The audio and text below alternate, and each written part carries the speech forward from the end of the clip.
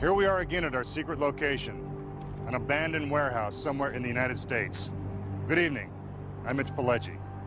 For the past few months, our masked magician has been in hiding. His identity remains a secret, and he wants to keep it that way. While undercover, he's been designing some of the most amazing illusions ever known. And tonight, he's going to show you how they're pulled off. We'll reveal the secrets that no magician wants you to see, including the most dangerous trick ever performed, catching a speeding bullet in your teeth.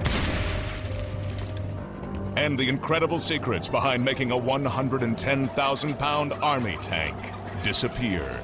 If you think it's done with smoke and mirrors, you're wrong. As always, if you don't want to know how these amazing tricks are done, better change the channel right now.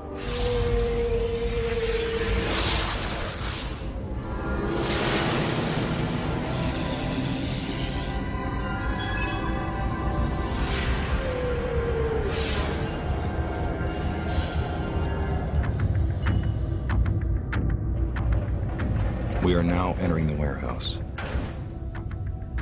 As always, first we'll start by showing you how the trick is performed. Then we'll reveal the secrets of how it's actually done. In order to make sure that our magician's identity remains a secret, you will not see his face or even hear him speak. Tonight, he will be known only as the Masked Magician. We begin with one of the most dangerous illusions ever attempted, the bed of spikes. This is a world-class magician performing these perilous tricks. Please do not attempt any of tonight's illusions at home. Check out the spikes. They are 18 inches long and made of steel. The top platform weighs more than 500 pounds, and when it comes crashing down, it is capable of driving the sharpened spikes straight through a slab of solid cement. Imagine what that would do to our magician if this weren't just a trick.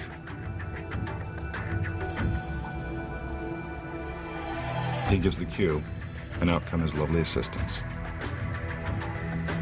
This illusion dates all the way back to the 19th century.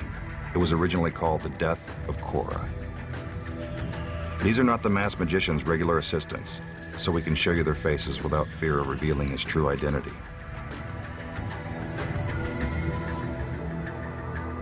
He lies down on the bed of spikes. I don't think he's going to get much sleep. His assistants tie him down. They use thick leather straps to make sure his hands and feet are tightly secured.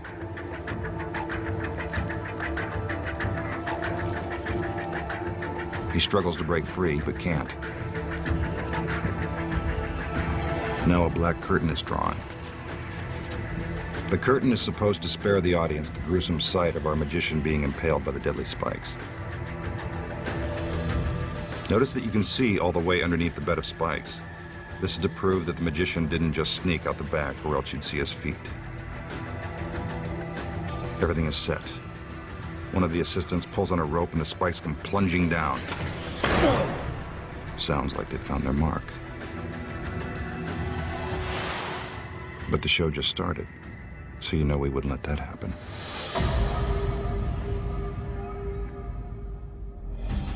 How did the magician disappear just a split second before getting shish kebabbed by the spikes?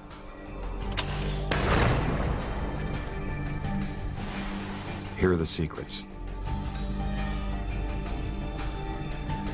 In order for the illusion to work, the audience must believe that the spikes are real. I can tell you for a fact that they are. And if you think the spikes simply retract into the top platform, you're wrong. That's not how the trick is done.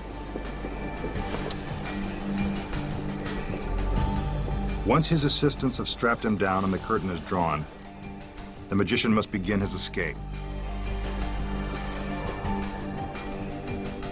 He only has a small area in which to hide to avoid being skewered by the spikes.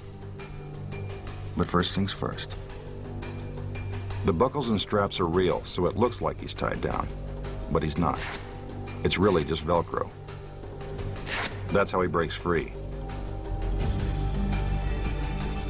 Now the magician must quickly roll off the platform and onto the ledge in order to avoid being impaled. The assistant pulls on the rope and the spikes come crashing down. just inches away from him. He hurries back into position. The curtain is parted. And there he is, without a scratch on him.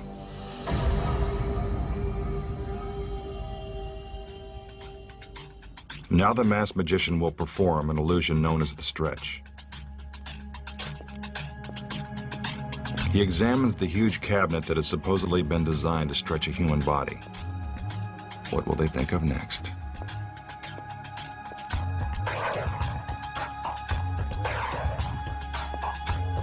An assistant comes out to lend a hand with this bizarre illusion. The magician unlocks the front doors. Then he opens the back panels so you can see all the way through the cabinet. This is to show you that there are no secret compartments or hiding places inside.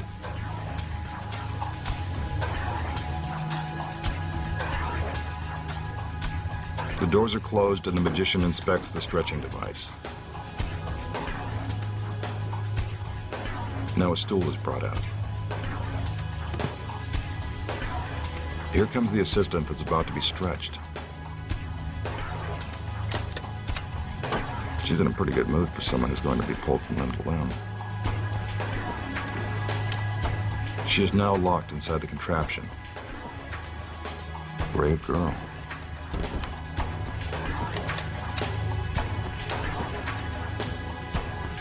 Once the doors are closed, her hands and feet are put into position. The magician tickles them to convince you that they are real.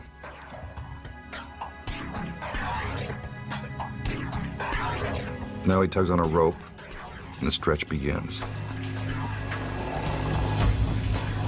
It appears as if her arms and legs are being pulled right out of their sockets. She must have a high threshold of pain. The magician slides her head to the top of the cabinet. Looks like she's gonna need a good chiropractor.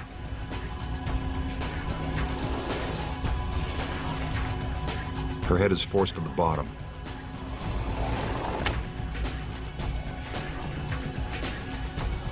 Then it's brought back up.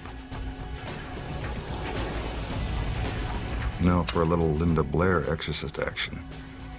A perfect 360. It doesn't seem humanly possible. Her hands and feet are put back into their original position. Then her restraints are removed.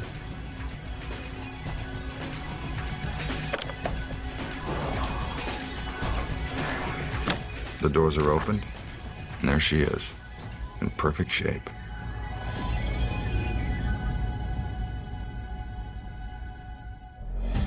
Now for the secrets. The magician spends a great deal of time trying to convince you that the cabinet is empty, but it isn't. When the trick begins, two assistants are already hidden inside. Before the front doors are open, the assistants climb out the back and stand on tiny ledges, so you won't be able to see their feet underneath the cabinet. Then, just before the back doors are opened, they climb around to the side. Those decorative tassels and pegs are actually handles to help the assistants maneuver around on the narrow ledge. You can't see them on the side of the cabinet because the front doors are now open and blocking your view.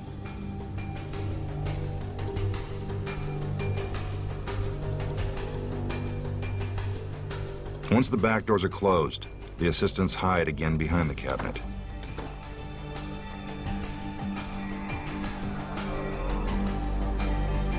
When the assistant that's about to be stretched gets inside, so do the other assistants. It's their hands and feet that you see during the trick.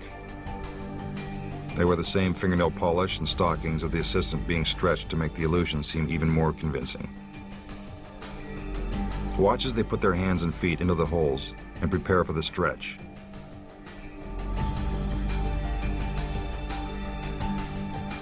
While it looks like the magician is pulling apart his assistant, we can see that the other two girls are merely sliding their hands and feet in different directions.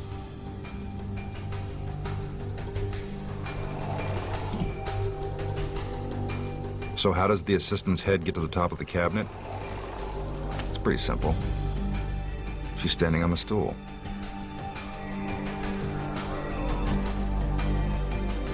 Again, more tickling.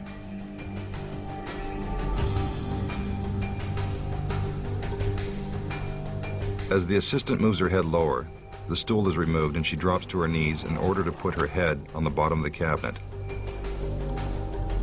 Not the most comfortable position in the world. As for her head spinning around, this actually takes even more physical dexterity. You need a very flexible assistant to pull off a trick like this. With their limbs back in place, the other assistants remove their hands and feet and escape out the back of the cabinet. The doors are opened, and the masked magician has done it again.